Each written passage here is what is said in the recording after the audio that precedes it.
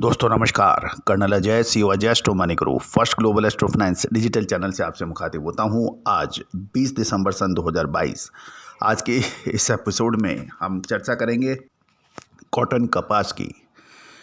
जानिए पूरी रिपोर्ट विस्तार से।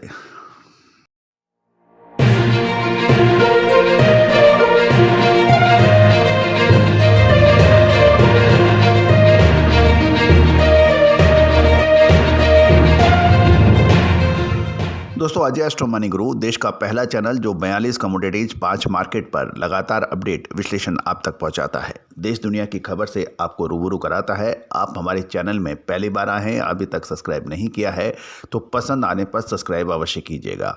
साथ साथ बेल आइकन यानी घंटी के निशान को भी प्रेस कीजिएगा ताकि नोटिफिकेशन के जरिए हम हर सूचना आप तक सबसे पहले पहुँचा पाएँ। दोस्तों खबर निकल के आ रही है कि इस समय देश में रुई की आवक लगभग 1.20 से 1.30 लाख गांठ रही है, जो पिछले सप्ताह देश में 9 लाख गांठों की आवक रही। देश में रुई की आवक बढ़ने के समाचार हैं। साथ ही जनवरी के दूसरे सप्ताह में दैनिक आवक 2 लाख गांठ होने का भी अनुमान लगाया जा रहा है। गौरतलब है देश में हर साल लगभग अक्टूबर से दिसंबर के महीने के दौरान 25 से 30 लाख बेल्स यानी रुई की गांठों का निर्यात अक्सर होता है, लेकिन चालू वर्ष में पूरे विश्व में भारतीय रुई का भाव अधिक होने की वजह से दिसंबर तक मात्र 25,000 कॉटन बेल्स का निर्यात के समाचार हैं और रुई का आयात भी 3 लाख गांठ हो चुका है। पूरे देश में फसल के कुछ क्षेत्रों में बरसात के भी समाचार हैं, लेकिन कोई नुकसान की बड़ी स्थिति नहीं है। गुजरात में सबसे बड़े कपास बेल्ट सौराष्ट्र में भी अच्छी उपज की समाचार मिल रहे हैं। दोस्तों जिनिंग मिल जहां तक बात हो रही है, अब दो बिंदु सबसे ज़्यादा महत्वपूर्ण हो रहे हैं। एक, किसान हल्के भाव पे यानी नीचे भाव पर माल बेचने को तैयार नहीं है। वो पिछले साल के अनुसार 10,000 से ऊपर के भाव की उम्मीद लगा के बैठे हैं कम से कम। जबकि जिनिंग मिल्स, स्पिनिंग मिल्स और टेक्सटाइल मिल्स ऑनर्स का ये कहना है कि एक्सपोर्ट की स्थिति बहुत नाजुक है, भाव पड़ते में नहीं पड़ रहा है और भारतीय रुई विश्व में सबसे अधिक होने की वजह से हम ऊंचे भाव में खरीद कर इसका प्रोडक्शन करते हैं, स्पिनिंग धागा बनाते हैं या जिनिंग करके, तो डिस्पैरिटी के चलते हमारा माल ऊंचा है और इस वजह से निर्यात नहीं हो पाता है और विदेशी माल सस्ता है। कुछ समय तक चीनी कॉटन का भाव काफ़ी नीचे था और चीन का धागे का भाव भी काफ़ी सस्ता था, लेकिन पिछले कुछ दिनों में चीन में लगातार कॉटन के भाव ऊपर आए हैं और उसका भाव भी अब भारतीय यान के तकरीबन बराबर आ रहा है। अब ऐसी दशा में क्या हो सकता है, ऐसी एक महत्वपूर्ण चीज़ है। जहाँ तक जिनिंग मिल्स की बात करें तो कुछ जिनर से बात करने पर पता लग रहा है कि जिनर्स 50% ही क्षमता से काम कर रहे हैं और ज़्यादातर जिनर्स को चालू वर्ष में अभी तक मुनाफा नहीं हुआ है। जिनर्स के पास फिलहाल रुई का भी एक लिमिटेड स्टॉक ही बताया जा रहा है। बिनोला यानी कॉटन सीड के भाव भी लगातार अप डाउन हो रहे हैं, लेकिन जहाँ तक कॉटन की अराइवल है वो लगभग 1 लाख गांठ की तो मान के ही चलनी चाहिए। जबकि स्पिनिंग इंडस्ट्री में रुई की डिमांड लगभग 75,000 गांठ की है, क्योंकि कॉटन यान की फैब्रिक की निर्यात मांग बिल्कुल कम है, जिसके कारण स्पिनिंग फैक्ट्री नया स्टॉक खड़ा नहीं करना चाहती है और कपास की आवक बढ़ने पर ही भाव घटेगा, ऐसा उनका मानना है।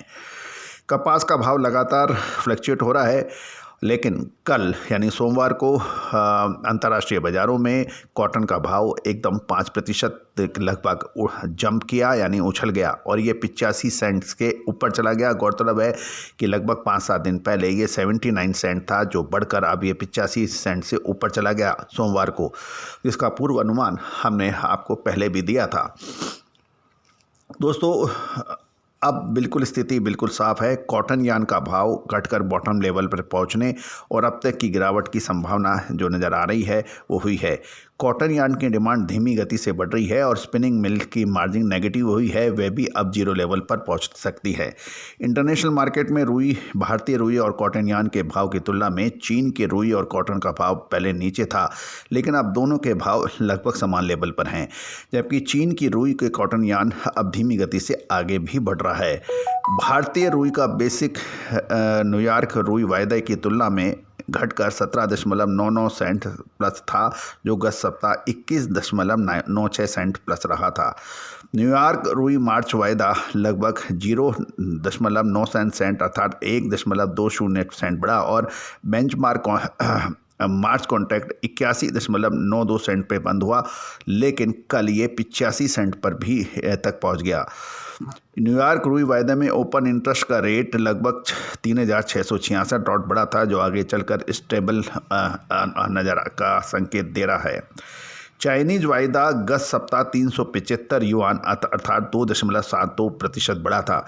चाइनीज रुई वायदे में ओपन इंटरेस्ट रेट गत सप्ताह 49,276 लॉट का था, जो बढ़ा था, जो ये चाइनीज़ बाज़ार को ये तेज़ी का संकेत देता है, क्योंकि इंटरेस्ट जो ओपन इंटरेस्ट लगातार बढ़ता है तो उसमें बायर्स अधिक बाइंग की संकेत देते हैं। MCX के अंदर देखें तो लगभग 870 पॉइंट घटा और MCX के ओपन इंटरेस्ट लगभग 666 लॉट के घटने के समाचार हैं। आगामी सप्ताह में रुई के भाव कैसे रह सकते हैं? दोस्तों, जनवरी महीना रुई के लिए एक बहुत महत्वपूर्ण टर्निंग पॉइंट लाएगा। क्या ये तेज़ी का होगा या मंदी का? दोस्तों, याद रखिएगा, हमने आपको साल 2021 में भी अग्रिम अनुमान विश्लेषण दिया था, जो कि अक्षर सत्य साबित हुआ था। साथ साथ अप्रैल महीना साल 2022 में भी हमने आपको तेज़ी की बात कही थी और 133 सेंट से ऊपर के भाव अंतर्राष्ट्रीय बाज़ारों में देखे गए थे और भारतीय बाज़ारों में भी एक कैंडी 1,10,000 1,08,000 तक के भाव देखे थे। साथ साथ फिर जून जुलाई के अंदर हमने गिरावट की बात कही थी और उसके बाद 40% भाव एकदम से बुरी तरह से पिटे थे और ये 1 लाख से ऊपर की कैंडी 60,000 रह गई थी। तो दोस्तों, तेज़ी हो या मंदी, हमने हमेशा आपको अग्रिम विश्लेषण देने का प्रयास किया है। सिर्फ ginners, millers, textile mills, weaving and spinning mills और जिनर्स ही हमसे पेड रिपोर्ट्स के लिए संपर्क करें। दोस्तों, नंबर स्क्रीन पे दिया गया है, आप हमसे निःशुल्क अपडेट प्राप्त कर सकते हैं। इसके लिए आप नंबर स्क्रीन पे है, उसको आप सेव कीजिए और कॉटन लिख के हमें व्हाट्सअप कर दीजिए। All the very best, good luck, happy trading.